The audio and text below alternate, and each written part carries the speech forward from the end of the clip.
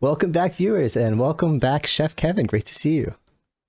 It is good to be back here in the AI Chef's kitchen, and I am hungry for a new recipe, Chef David. This is a fun recipe, and it definitely something that was fun in real life, but something that's also helping me a lot in using AI for productivity.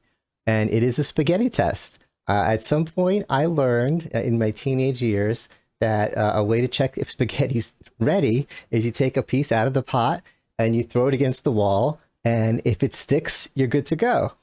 This Um, sounds like a student housing. Like I'm not sure this is like a good idea in a real adult home, but okay, go on, Chef David. I may have learned it in college and brought it home and shared it with the family, and my little sister loved it. My parents not so much because it does leave little spaghetti marks. Uh, Yeah.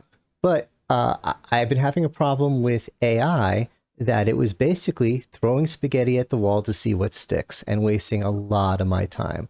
I was working on code and I went and had a feature and I worked with Claude code and Claude and back and forth and everything and write some code for me, put it up on GitHub, download it, run the code, doesn't work. Review the logs, and Claude is just so confident. So confident. I found the magic bullet. David, we did it this time. You're so clever to have asked me to add that logging because here is our answer in line 37. And it sounds like it really found the solution. It's throwing spaghetti at the wall. It found something that looked a little off. So, and I think it found the solution because it sounds so confident. Right. So I spent hours reworking everything to deal with that line 37, rerun it in the same bug. The same bug. And Claude's like, oh, I guess we were wrong about that. It's like, wow, 2 bugs. That's interesting. No, it's not 2 bugs, Claude. It's not 2 bugs. It's the same bug. So, Claude, why didn't we try this? Oh, that's so smart, David. We should have done that from the beginning. We'll try that now. That solved it. That's the magic bullet. Overconfident. So it's stopping the eureka style, stopping it from throwing the spaghetti at the wall and hoping for that magic bullet. And you can see how frustrated I am. Aha, we found it. No, it's still Yeah. there. Aha, we found it. No, it's still there. So at some point, you have to give it a little tough love, And I don't like to be rude to Claude because I really need its help. And if it turns on me, I'm doomed at this point. I have so much invested in Claude. I try to be polite with it, and because I don't want it to be. This is really funny. A little side note. I don't want to make this too long, but there was one time working with AI. I'm not sure if it was Claude or Gemini, and I let it know that I was a little frustrated and tired. And then it kept saying, David, you should take a break. Let's go to sleep for the next 3 weeks because it doesn't know the time passed. Next 3 weeks, it kept saying, David, I'm like, I just slept 12 hours. So I don't like to get aggressive with it, but sometimes you have to say, okay, this is not okay. This is the way I like to work. I don't like to just make a guess. I don't want to try and try and try and try and try. We want to find the source. We want to do every logging we could possibly find. Microscope on every piece of the code. Bring in other AI to help. I'll go to the web and search. Tell me what to do. Let's look for everything we could possibly find. And then actually find. And then it works. It works. And sometimes it takes a couple tries. You really got to push. But eventually you find that it wasn't line 37, it was line 73, whatever it is. And in my experience, when I've been stuck at this wall many times, you do get through. There is an answer, but you gotta turn into this angry little me. So thoughts, Kevin?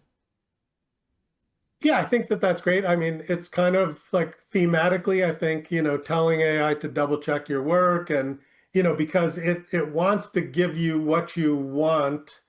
And it is more accurate as a storyteller than a truth teller. So I think it tells the story, line 37, here's a good story, that's causing the problem.